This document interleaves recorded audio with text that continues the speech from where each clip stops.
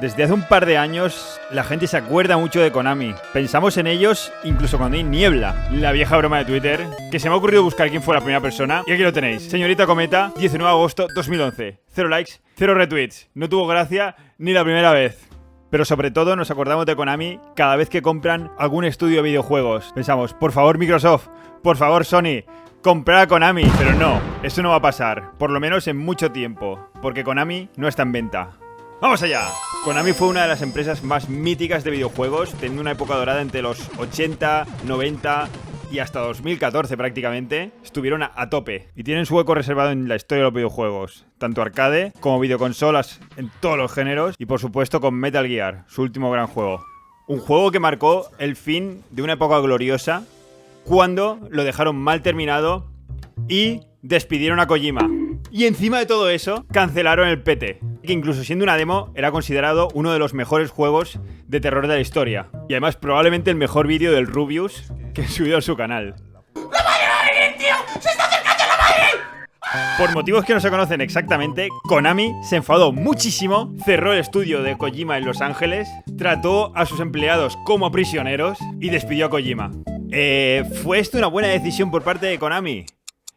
Artísticamente no, pero financieramente... ¡Uf!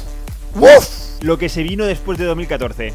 Ahí vino la pasta para Konami. Desde entonces llevan año tras año haciendo récord histórico de beneficio, hasta llegar a este año que incluso con el batacazo del eFootball han crecido mucho más de lo esperado. Y toda esta información es pública, está en la sección de inversores de su web, así que tirando de Internet Archive y otras herramientas podemos acceder a los archivos de la época de Kojima para comparar.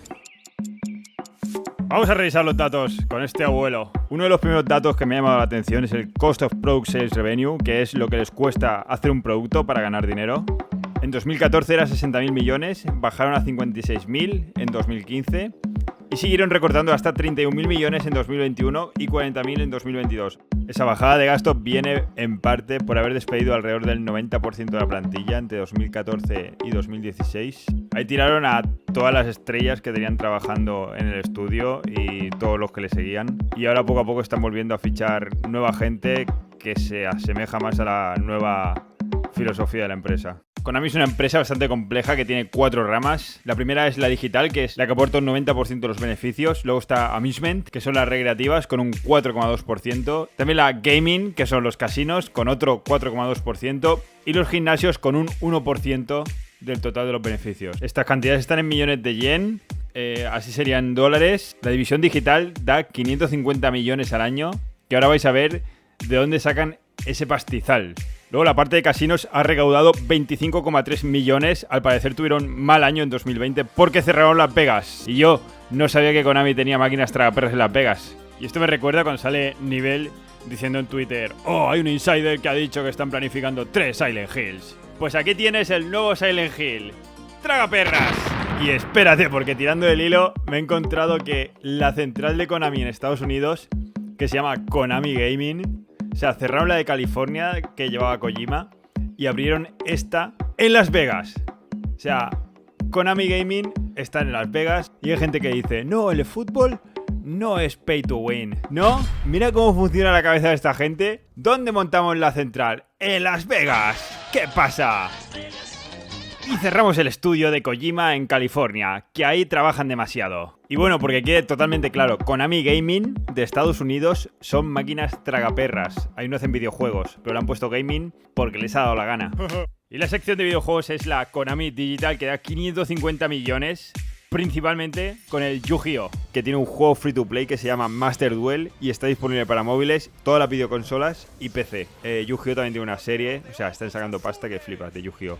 Y aquí es por lo que Konami le pilló tanto gustito al free to play. Están intentando repetir la jugada con el eFootball. Otro juego que le va bastante bien a Konami es el de béisbol. Este es otro ejemplo para lo que van a hacer con eFootball, porque este juego está en todas las plataformas y además, fijaos si es que es descarado que hasta tiene el mismo logo que el eFootball. Y atención a esto, porque de 2019 a 2020 sacaron un Season Update, igual que con eFootball de 2020 a 2021. Me hace mucha gracia que la gente esté mirando el código fuente del eFootball, cuando lo único que tenéis que mirar es lo que ya le funciona a Konami, porque van a repetir lo mismo con el eFootball.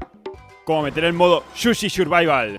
Nada, eso me lo acabo de inventar. Pero los planes para Konami 2023, según el reporte de inversores que han hecho la reunión, es el de béisbol, este con los monigotes, Yu-Gi-Oh! Master Duels, Yu-Gi-Oh! Rush Duels, el Crime Site. Este no está malote, echarle un ojo, es como el Cluedo Online. Luego el remake de las Tortugas Ninja, Kawabunga Collection. Este era de los primeros juegos que probé yo en la NES. Es muy bueno para jugarlo con algún amigo. Si tenéis por ahí algún emulador, probadlo. También el Yu-Gi-Oh! Cross Duel, o sea, todo Yu-Gi-Oh! Por aquí.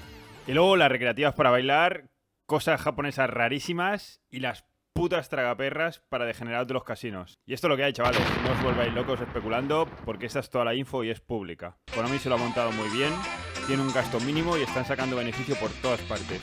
Sobre los juegos míticos, lo máximo que podemos esperar son remakes hechos por chinos o estudios especializados en adaptaciones, como con las Tortugas Ninja Kawabunga. Respecto al fútbol, ya van por 100 millones de descargas en la versión para móviles y es un juego con un sistema que favorece claramente a los que compran monedas del juego. De hecho, es el único modo de juego que tiene. Es descarado. Y Konami desde fuera parece que la empresa está muerta y ha perdido toda la credibilidad que tenía, pero la realidad es que está dando más pasta que en sus buenos años de Kojima y Metal Gear, y es por ese motivo que veo tremendamente complicado que alguien pueda comprarla. De hecho, me imagino así la negociación para comprarla. Allá va, allá va. Cuidado, que es Sony. Va cargada de billetes. ¡Cuidado! Ya lo he visto a Konami. Está al lado Capcom. Pues te voy a comprar toda la sección digital y las licencias. Esos juegos me los hacen los chinos, ¿sabes? ¿Qué has dicho? He dicho... ¡Pachinko y móviles! Ahí está. Gracias por ver el vídeo y compartirlo.